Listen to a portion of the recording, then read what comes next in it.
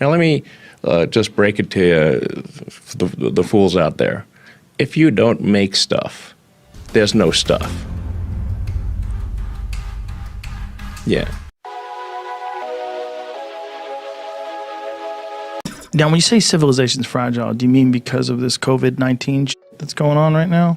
What's that? I never heard of it. It's this thing. Yeah, no. It's like some people just get a cough. No idea what you're talking about. Other people, it gets much worse. I mean, this certainly has taken over the mind space of the world to a degree that is quite shocking. Yeah. Well, out of nowhere. That's what's crazy. It's like you go back to November, nothing.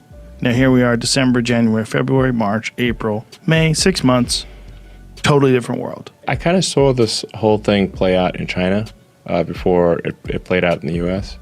So it's kind of like watching the same movie again, but in English. I think the mortality rate is much less than what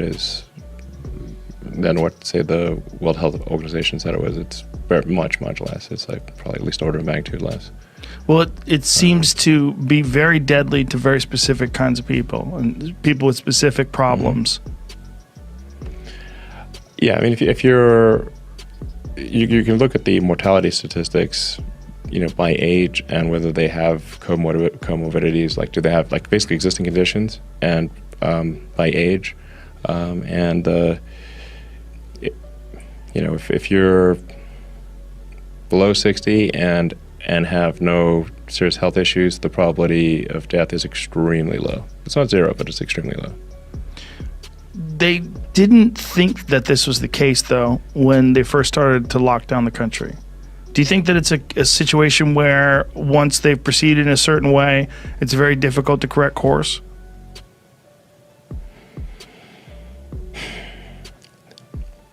It's almost like people really wanted a panic. It's quite crazy.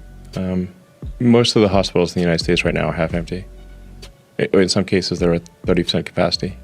And is this because they've decided to forego elective procedures and normal things that people would have to go to the hospital for? Yes, I mean, we're not talking about just some of these elective procedures are quite important. Yes. Like it's like you have a bad heart. Gallbladder disease, yeah, sure. Yeah, and you need a triple bypass. It's like sort of elective, but if you don't get it done in time, you're going to die. Yeah. Elective's a weird word. Yeah, elective. It's not like, hey, I want to. It's not like plastic surgery or something. Right. It's more like my hip is. I'm in extreme pain because my hip's blown out, or my knee, and I don't want to go to the hospital. I can't go to the hospital to people in extreme pain, people that need a kidney, like people that have like quite serious issues that are choosing not to go out of fear. So I think it's a problem. It's not good. It seems like the state of public perception is shifting. It is. Like people are taking some deep breaths and relaxing, and because of the statistics and essentially across the board, it's being recognized that it's not as fatal as we thought it was. Still dangerous, still worse than the flu, but not as bad as we thought or we feared it could be. I mean, objectively, the mortality is much lower. Like at least a factor of 10, maybe a factor of 50 lower than initially thought. There's two arguments, right? The one argument is we need to keep going, protect the weak, protect the sick, but let's open up the economy. The other argument is stop placing money over human lives and let's shelter in place until we come up with some sort of a decision, and let's figure out some way to develop some sort of a universal basic income plan or something like that to feed people during this time while we make this transition. I think there's as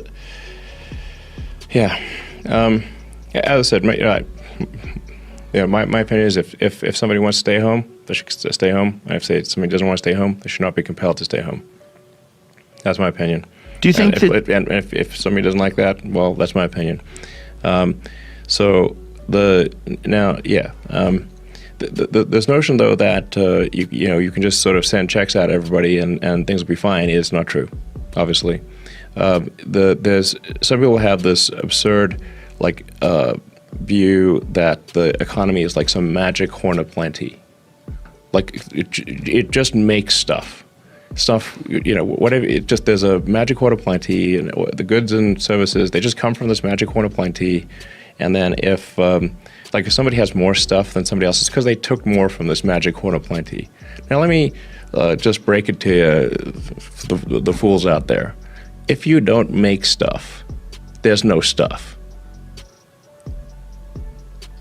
Yeah. So if you don't make the food, if you don't process the food, you don't transport the food, and whether medical treatment, getting your teeth fixed, there's no stuff. I would become detached from reality. You can't just legislate money and solve these things. If you don't make stuff, there is no stuff. Obviously, we'll run out of the stores. We'll run out of the the machine just grinds to a halt. What's the way out of this? What do you think is, like, if you had the president's ear, or if people wanted to just listen to you openly, what do you think is the way out of this? So let's clear up the data. So, like I said, somebody should be recorded as COVID only if it is somebody has been tested, has received a positive COVID test, not if they simply have symptoms, one of like 100 symptoms. And then if it is a COVID death, it must be separated. Was COVID a primary reason for death, or did they also have stage 3 cancer, heart disease, emphysema, and got hit by a bus and had COVID? Yeah, I've read all this stuff about them diagnosing people as a COVID death despite other variables. This is not a question. This is what is occurring. And where are you reading this from? Where are you getting this from? The public health officials have literally said this. This is not a question mark. Right. But this is unprecedented, right? Like, if someone had the flu but also had a heart attack, they would assume that person died of a heart attack. Yes. Yeah. So this is unprecedented. Is this because this is such a popular, I don't want to use that word the wrong way, but that's what I mean, a popular subject, and financial incentives? Yes. And like I said, this is not some sort of a moral indictment of sort of hospital administrators. It's just they're in a tough spot here. They actually don't have enough patience to pay everyone without furloughing doctors and firing staff, and they're potentially going bankrupt. So then they're like, okay, well, the stimulus bill says if we get all this money, if we say if it's a COVID death, I'm like, okay, they coughed before they died. In fact, they're not even diagnosed as COVID. They simply, if you had weakness, a cough, shortness of breath. Like, frankly, I'm not sure how you die without those things. Yeah. Right. There's so many different things that you could attribute to COVID too. There's so many symptoms. There's diarrhea, headaches, dehydration, cough. Yeah. Yes, but to be clear, you don't even need to have gotten a COVID diagnosis. Right. You simply need to have had one of many symptoms, and then have died for some reason, and it's COVID. So then it makes the death count look very high, and then we're then stuck in a bind because it looks like the death count's super high and not going down like it should be, and now, so then we should keep whatever keep the shelter in place stuff there, and keep people in their home, confine people to their homes. So we need to break out of this. We're stuck in a loop. Yeah. And I think the way to break out of this loop is to have clarity of information. First of all, we need real data. We need just parse out the data. Don't lump it all together. Yeah. And then if you give people, just parse out the data better, clearer information about like I said, was this an actual COVID diagnosis, or was it or did they get the test and the test came back positive, or do they just have some symptoms? Just parse those two out, and then parse out just if somebody died, did they die? Did they even have a COVID test? or did they just have one of many symptoms? Like how do you die without weakness? I don't know. Right. It's impossible, basically. Yeah, that's a good point. If you're going to die, you're going to have shortness of breath, weakness, and maybe you might cough a little. So was it quantified? What was it? Yeah, did that person die? Did they actually have a COVID test? And the test come back positive? And then if they died, did they die where COVID was? It doesn't have to be the main cause, but it was a significant contributor to their death, or was it not a significant contributor to the death? Right. It's not as simple as just because you had COVID killed you. It's definitely not. Right. Yeah. Yeah.